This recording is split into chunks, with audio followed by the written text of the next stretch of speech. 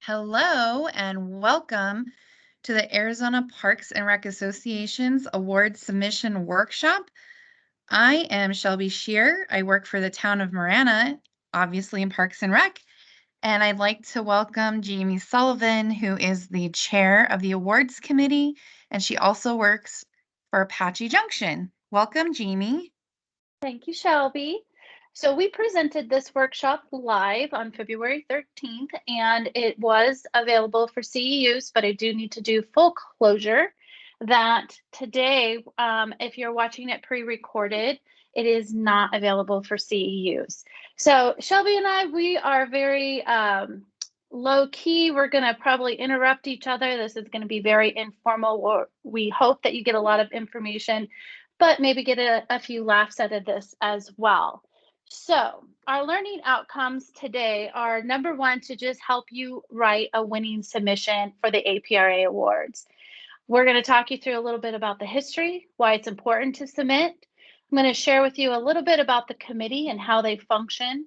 We'll go through the award categories and how they're scored. And why you should submit is in there twice, because that is super important information for you guys. Talking about why maybe you want to encourage others within your community or within your department to submit. And then Shelby's going to take it from there, and she's going to drill down the best practices for writing and submitting. We will not be able to take any live questions, but we will have our information available for you guys to reach out to us directly after you've been able to watch this, and we'll get back to you as quickly as we can. So to jump right into this, the history of the APRA awards will, as long as I can remember, and even before then, that the APRA conference has been going on for 74 years. And as far as I know, they've always had some type of awards recognition. I have records going back to 2006 for the complete listing of award winners. Anybody that has anything beyond or before that, actually, I welcome you to send it to me so I can keep compiling and adding on to the list. Historically, the awards are showcased at the annual conference, and it is a highlighted event with a sit-down dinner, and we ask that folks kind of dress up a little bit more formal than they do at work. So it's more like a business casual affair. Or super fancy. Super fancy. I'm always super fancy. I love an opportunity to get dressed up. So, and we have seen tuxedos there. So, Yeah, so it can be really fancy. why should you submit? So I like to think that award winning definitely looks good on any funding or grant applications that you're looking for when you're wanting to get information out to your community, to share with the press. You have an award winning facility, you have award winning staff, award winning programs. It definitely adds some allocates onto your programs and into your department. You want to showcase your department and your staff to your political figures, your boards, your commissions, the people who make decisions on where budget and funding goes. The more you can show them that you guys are recognized for your talents and your skills and your programs statewide, is going to help further your mission. It's an opportunity to grow your staff professionally.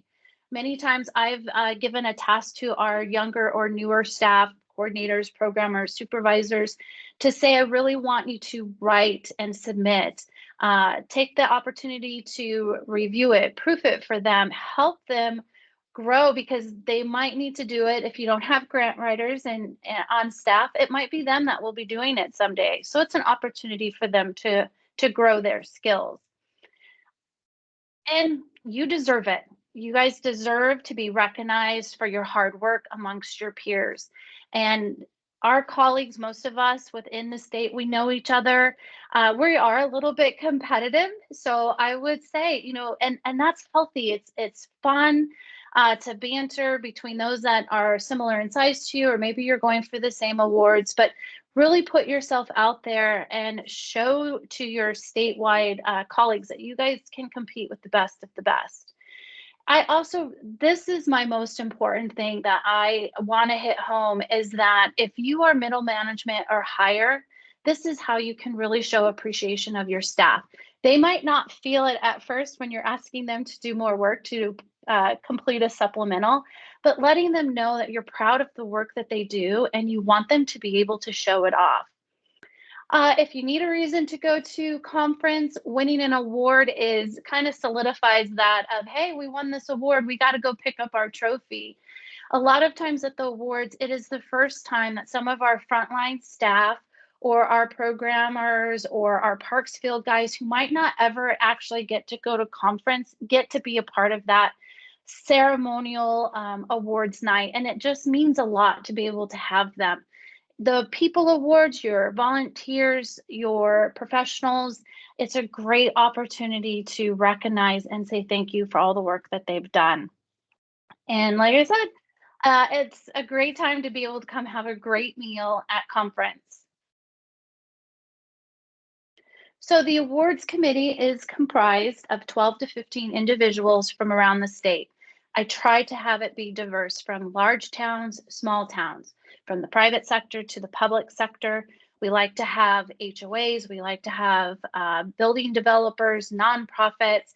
We really want it to be diverse. At times it's challenging. I think that once people learn that that is not as big of a commitment and it really expands your horizons of the knowledge of what's happening in the state, I think that more people would ask to be on the committee. And so I have some information on that a little bit down the road. But when we do the scoring purposes, we do divide that committee up into smaller groups.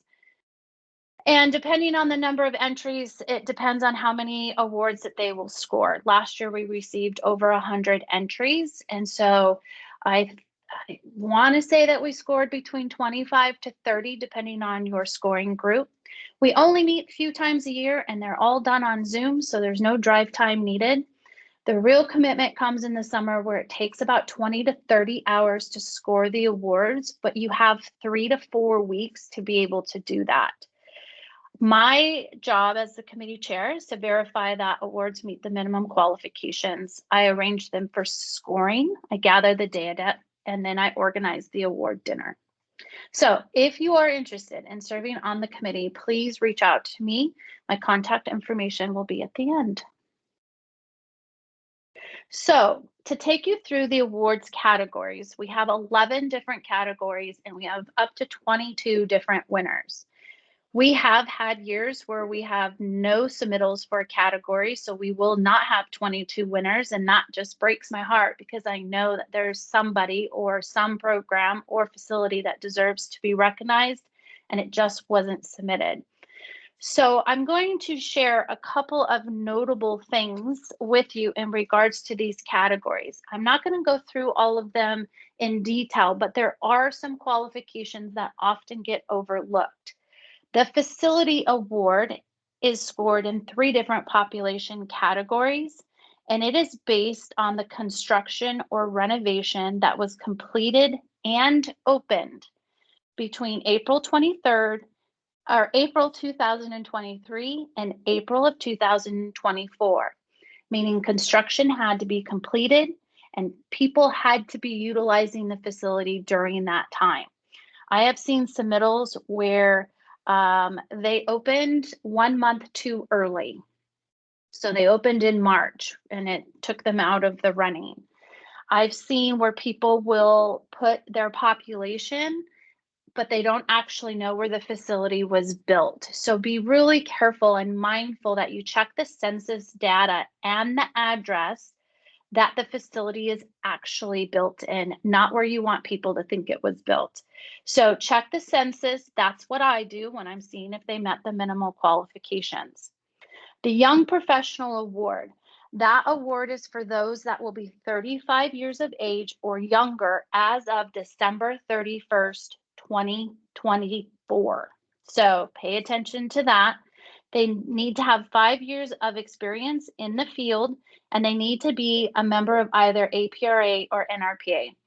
And I know that sometimes that's difficult with our young staff, but I have seen where cities or communities will just secretly get them a membership because they don't want them to know that they are putting them in, and then they can use it. So it doesn't mean that they have to be a long-standing APRA or NRPA member. It just means at the time that you're submitting that they are an APRA member. Community events are also based on population sizes. Within the program awards, please note that the active adult program award is for those that are 50 and older. So your participants have to be at least 50. New this year, we're excited to launch the Lifetime Achievement Award. This award should be given to somebody who is retired. They were a past or present member of NRPA or APRA, a minimum of 15 years of experience in the field. And when you see the rubrics, you'll see we have a grading scale. This award must meet a minimum of 80 points to qualify. It is the only award that has a minimum number of points that it has to reach in order to qualify. So those are kind of some of them, not all of them. Every award category will have a rubrics with minimum qualifications and standards. Please make sure you look through those. I just highlighted the ones that often get missed or overlooked. I also want to bring to your attention this year in the programming category. So outstanding program has 7 different categories within it. And before, in the past, you could nominate one program in several different areas. So for example, you could nominate your Mother's Day tea party in a community event and in your senior or your active adult event. You can still do that this year, but it can only win one award. So one program can only win one award. However, you can submit it into several different ones to better your chances of winning. So, Shelby, did I miss anything on that?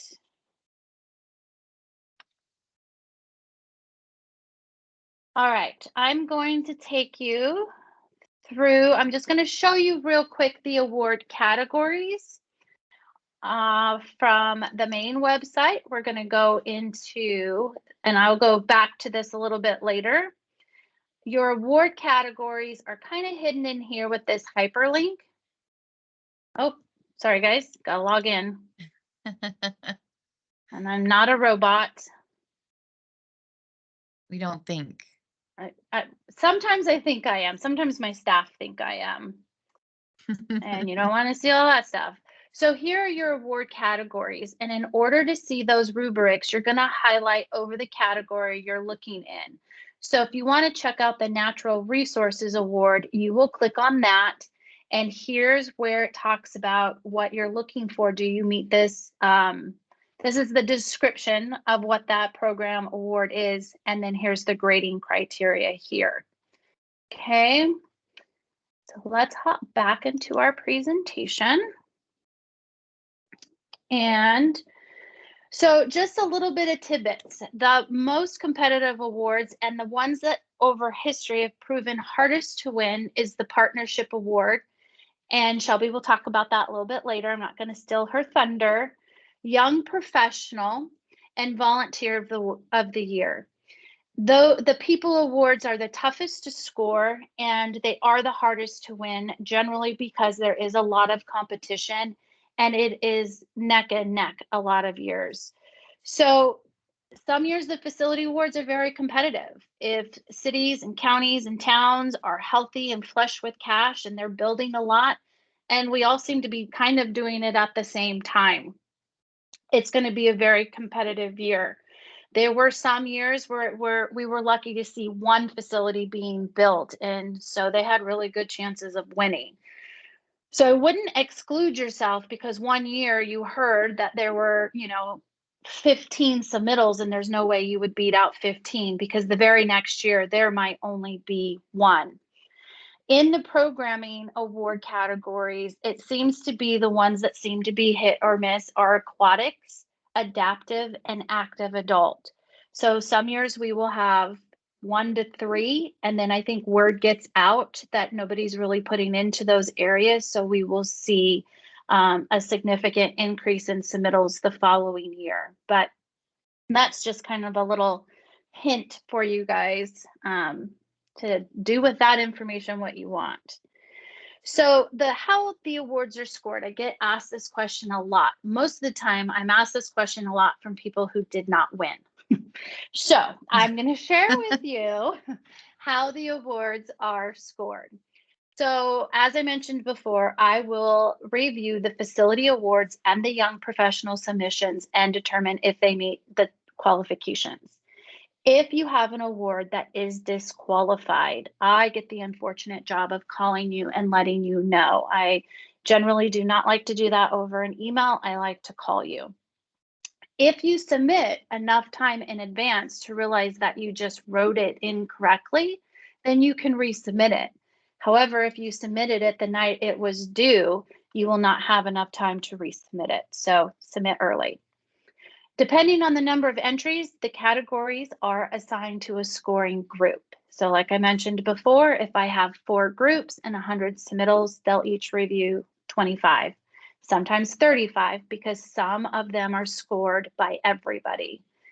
Individual committee members will read and score each submittal based on the criteria that I showed you. Scores are entered into a spreadsheet individually. We do not do this as a group. Each committee member scores on their own, submits their independent scores to myself. I then input those scores into a score sheet, and all of the scores are averaged out, and the winner is chosen based on the highest score. We have seen many awards win or lose by half a point or even a quarter point. We will review, so then we will meet once all of the scores have been inputted and the winners have been chosen. We will meet as a committee and we will review anything that might be questionable, or if anything is really close, we want to make sure that nothing was missed and all the requirements were met. All of the committee members will score the people awards, meaning volunteer, professional of the year, young professional, as long as it's within a reasonable number. There have been years where I've had to break them up, and half are scored by half the committee and the other half is scored by the other half. No one scores their own agency, and we have also had people remove themselves if they felt that they recently worked for an agency or they knew somebody on a personal level. Our committee, I pride ourselves on being very unbiased and being able to say, I've got to step back from this award because I'm too close to it. So, as we mentioned before, sometimes, well, the number one question I get the week before the deadline is I can't find the awards online. And then I reply to them, well, why are you just now looking? They're due in a week. And I get all kinds of fun excuses. So it can be tricky. The easiest way to get to them is to follow the link here and go to azpra.org/awards, and it will take you right to the awards. If you go right to the main page, and I'm going to show you guys real quick, let's say you forget awards, they made it real easy. On the main page, you can just click right there. This is going to give you all the pertinent information that you will be emailing me and asking me questions about. So it talks about what's new this year.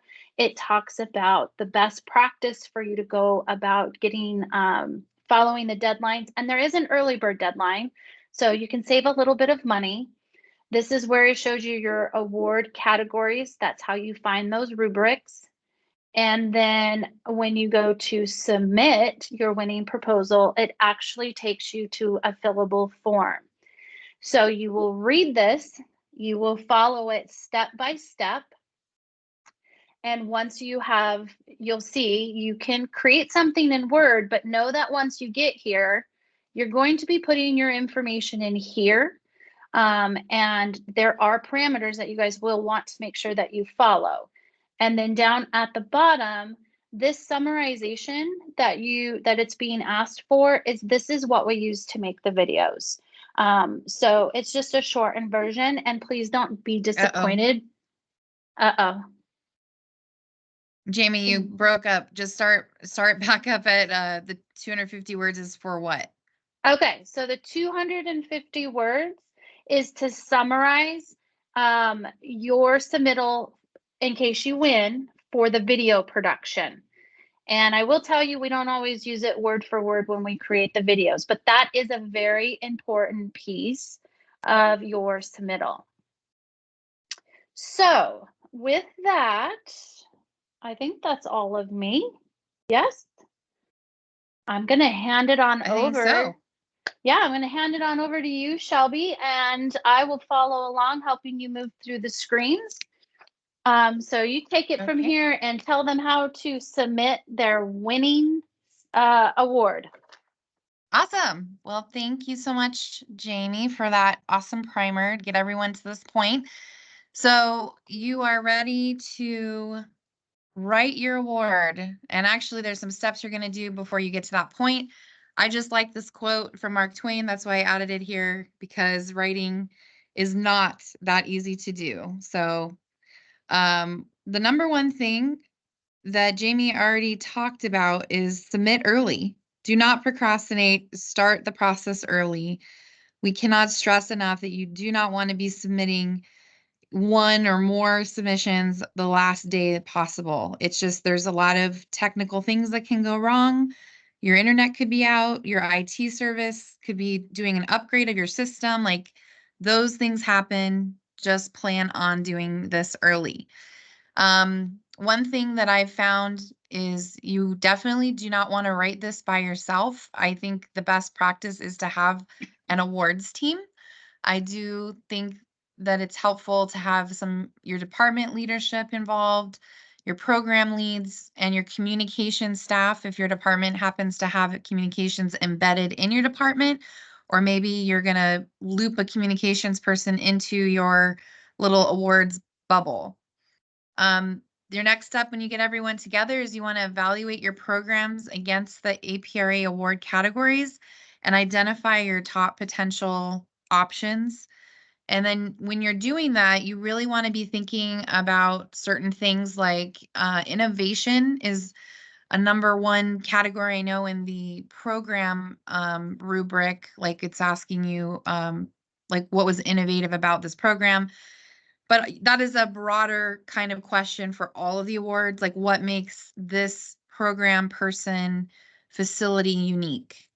Another thing to think about is what is the impact? How many people did this program, person, or facility serve?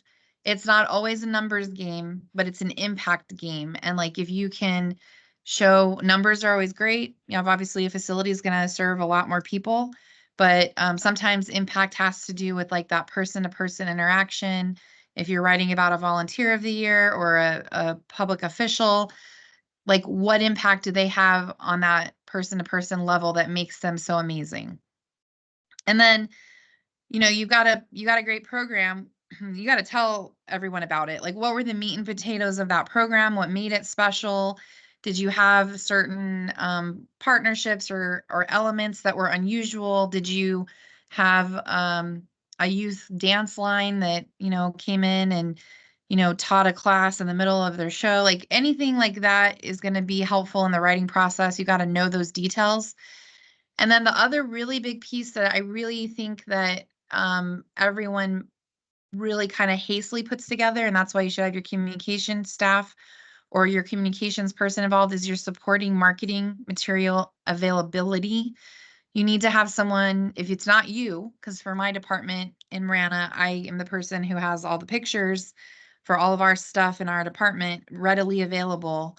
But sometimes that's not easy. You got to grab that person in your communications team and make sure that they're ready to be able to give you the photos that you need. And then you want to ask yourself for a perspective when you're putting all this together. Is this program, person, facility the best of the best in the entire state of Arizona? You have to realize that you're taking on this task of writing about this potential award that you're doing, and it is time consuming. It should be time consuming. It should require some really good, deep, insightful thoughts that you can translate into writing. And that is how the best of the best gets decided. Next slide. You should So see it now. Yes, it Perfect. popped up. It's a little slow over here in AJ. Okay. The award, so I just want to give you an award evaluation example that is approved by Jamie. It kind of goes hand in hand with what she mentioned much earlier about the partnership award. The partnership award seems to be an award that a lot of people apply for, and it's a little bit misunderstood. So we wanted to give everyone a little bit more of clarification on this award. So the partnership award is intended to celebrate a true community partnership. Identify if your program/project is a good candidate for this award. Ask yourself, my program or project is a strong candidate for the partnership award because hopefully this is without saying, but I will say it, it's collaborative. It's a partnership award. It has multiple partners who worked on the project, but one partner is not just the money and then they did nothing else. This should be a blend of public and private partners, which makes it a stronger submission. So thinking about that, just because you got funding for this particular project, that doesn't necessarily make the funder your partner. Like there needs to be more of a stakeholder investment from that partner. It solved a community need. There was a problem, and this partnership program or project solved it. Like that's pretty black and white, but it definitely gives you a little bit of direction. And then the other thing is you need to ask yourself, was this impactful? How many people did and does your program impact? Usually this award has a larger community impact that expands beyond parks and recreation. So I know that Jamie's working on the list. Probably we'll get that up of the last 4 or 5 years of award winners, and you can see, look that up at some point here soon, if not already when you're listening to this, who the last few partnerships awards have been. But I do think that they usually are larger scale projects. They're not just because you had a kids Easter egg hunt and your PD your PD department in your town, city, or municipality was involved. That's not really a partnership project. So just really kind of understanding the definition of that. Like a partnership is a loaded word because the connotation of it to Jamie is probably different than me or anyone else. So it's really kind of hopefully helping hone that down a little bit because we don't want people to go down the rabbit hole and spend a lot of time and energy and effort and feel like they're continuously submitting for the partnership award and not getting it. There's probably a reason for it, and you can ask Jamie certain questions about that, and you're probably going to get an answer in that it wasn't like this impactful larger scale partnership in general. So hopefully that's giving a little more direction.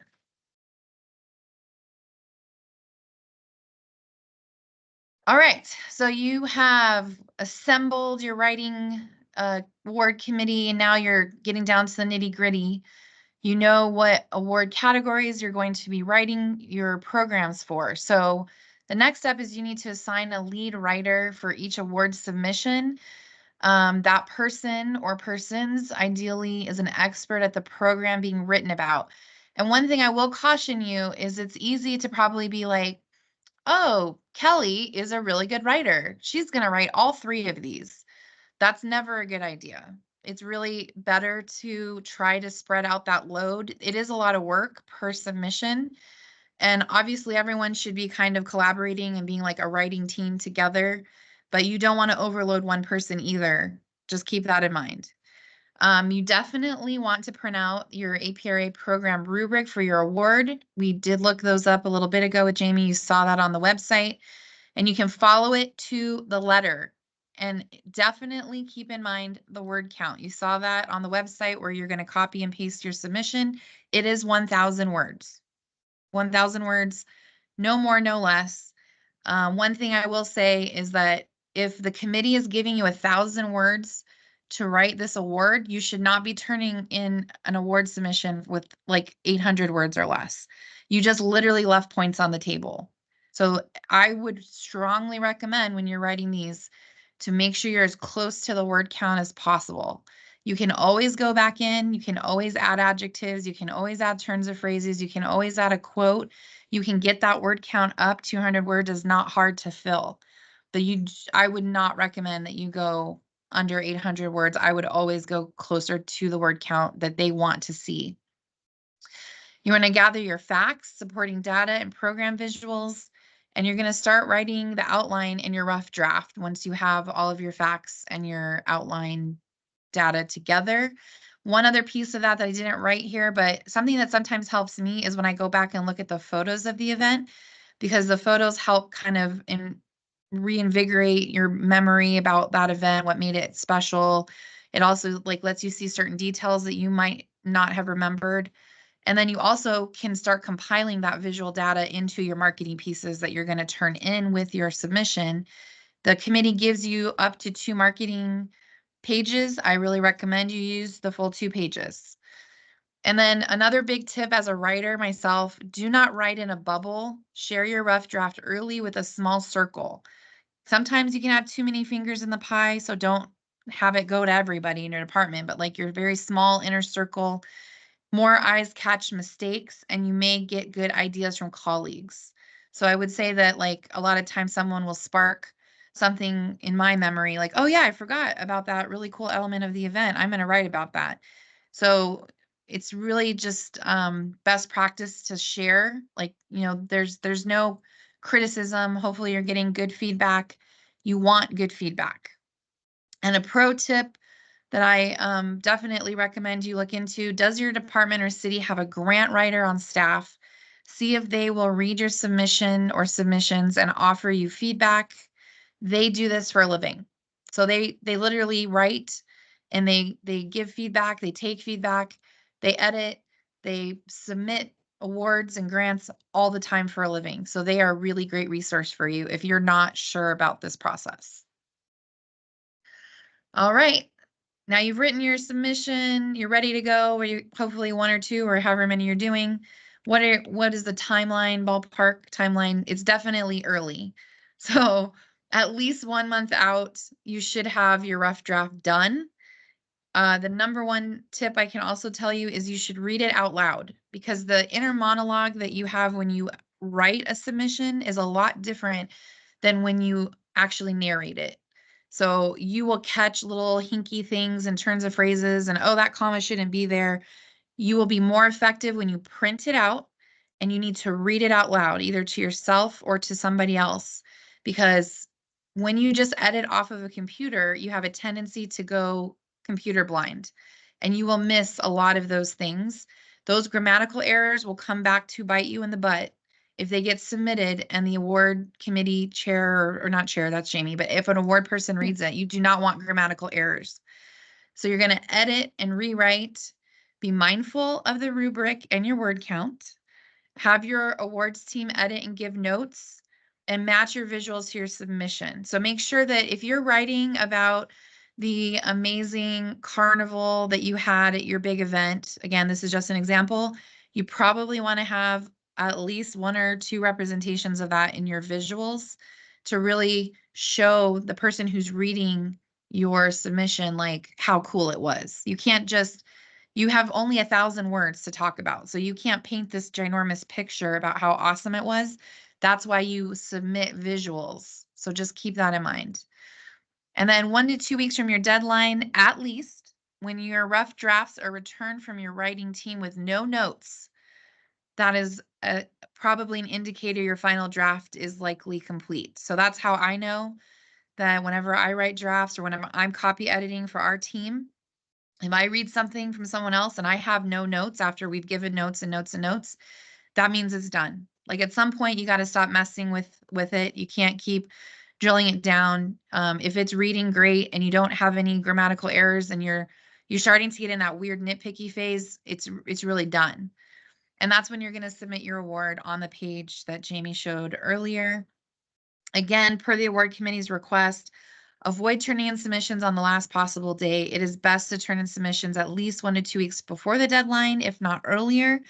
Jamie also mentioned if you catch something and you have submitted your award early, you can go back and you can fix that. Like Jamie will let you do that. But if you do it the last day, you're done. Like there's no excuses, there's nothing. So you have the ability to control that when you turn your submission early.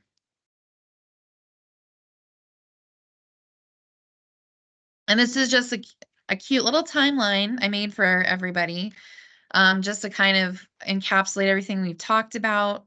I just like the simpleness of like, you're going to be in a process of brainstorming. That's when you're gathering your writing team, getting all of the nitty gritty decided, who's doing what and what programs fit what award category.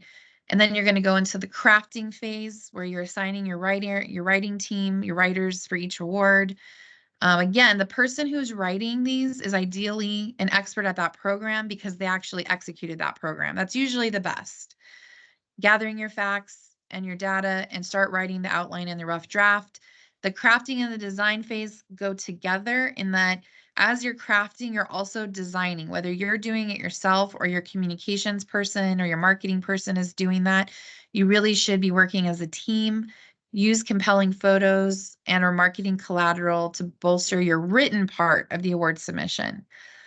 And then at least 1 month out, recommended at least 1 month out, you're going to be in the refining process. Take your rough draft, read it out loud, edit and rewrite.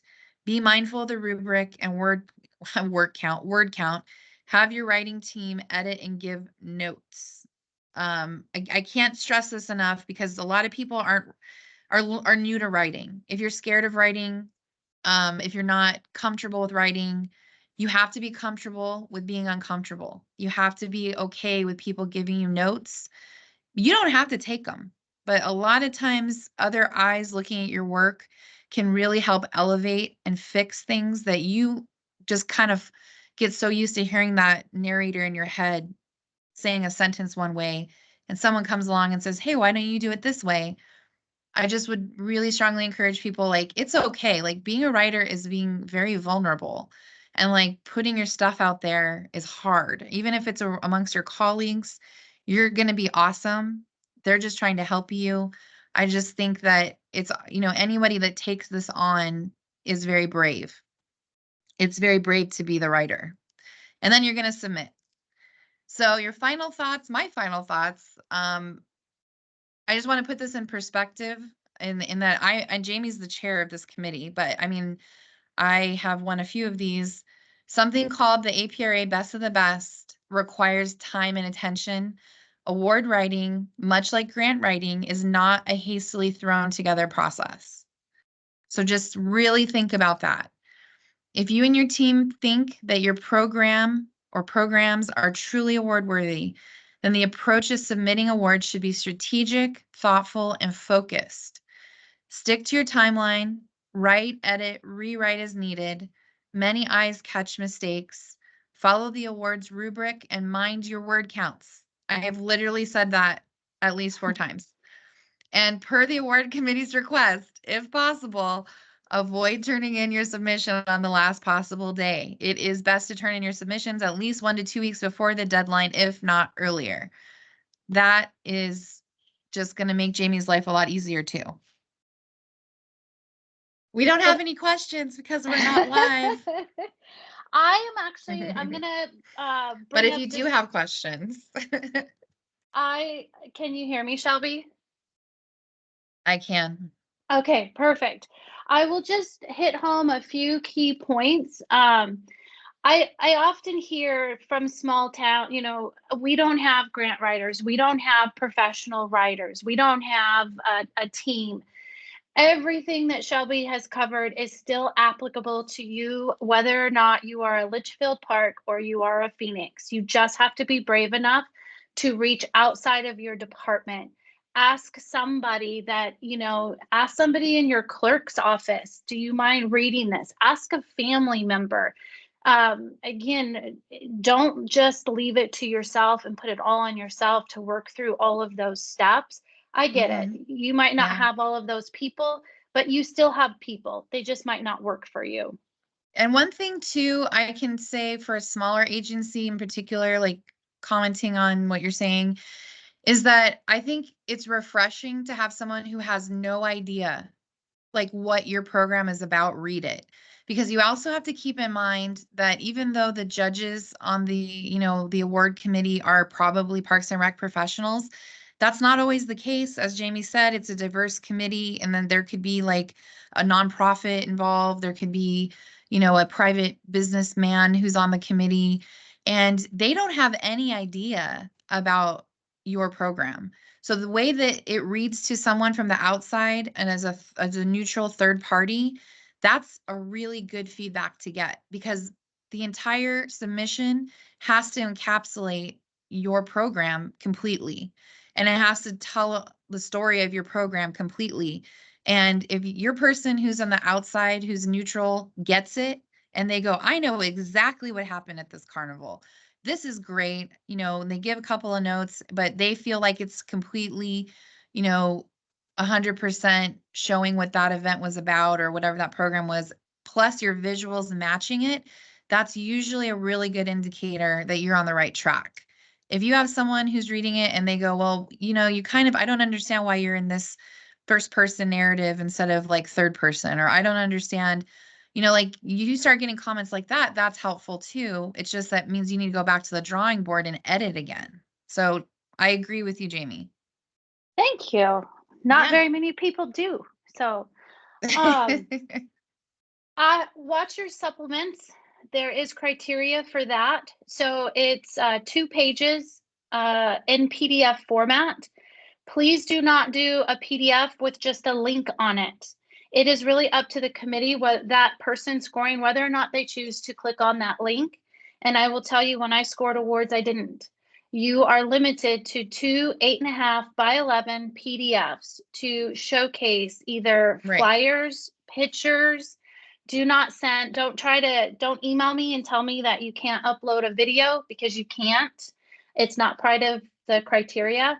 Now, if you wanted to do a really nice setup of pictures and whatnot, and you put a link at the bottom, it wouldn't hurt, but there's no guarantee, again, that they're looking at that link. They're looking at what you sent in, and use up every inch of your given supplement data. So if you get those 2 pages, I would use every bit of it. Remember when I tell you that the winners are determined sometimes by less than a half a point. That is grammar, that is punctuation, that is the flow, that is the difference between 1 page and 2 pages of a supplement. Don't lose simply because you forgot to add a supplement.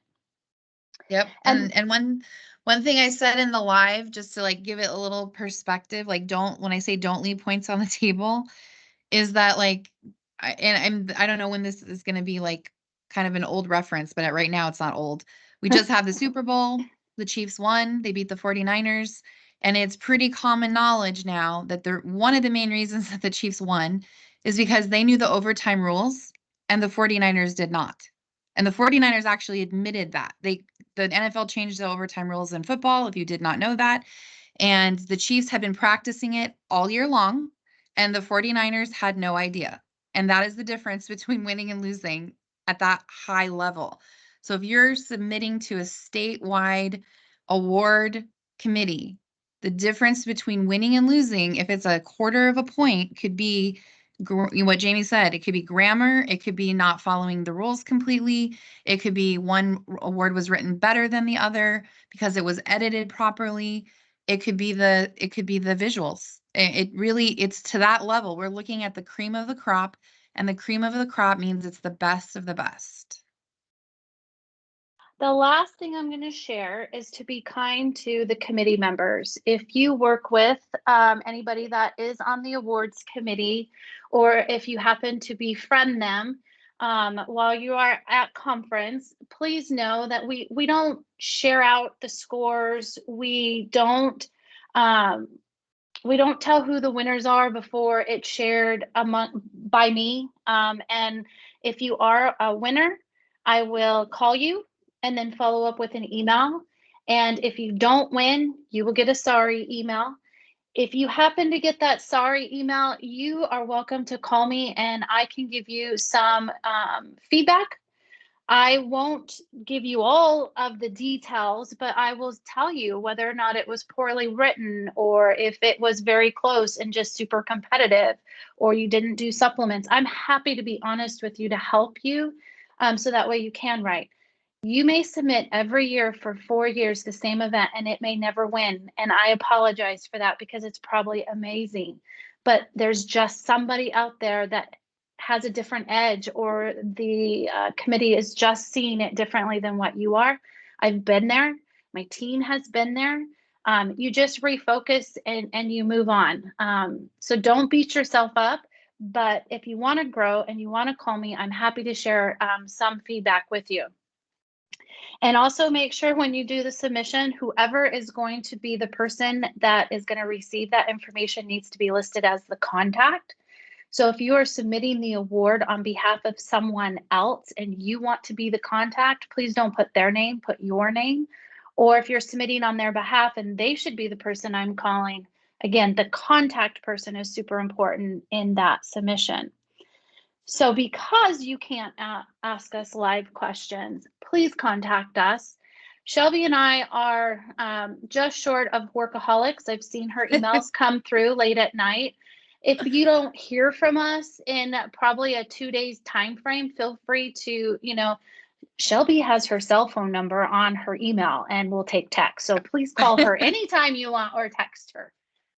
But no, please feel free to reach out to us and we'll help guide you as much as we can. Our goal is to help make you successful, but know that if we have 150 applicants, only 22 of you are winners. That's all I have. There you go. Best of the best. That's going to happen. Thanks for joining us today, guys. Thank you.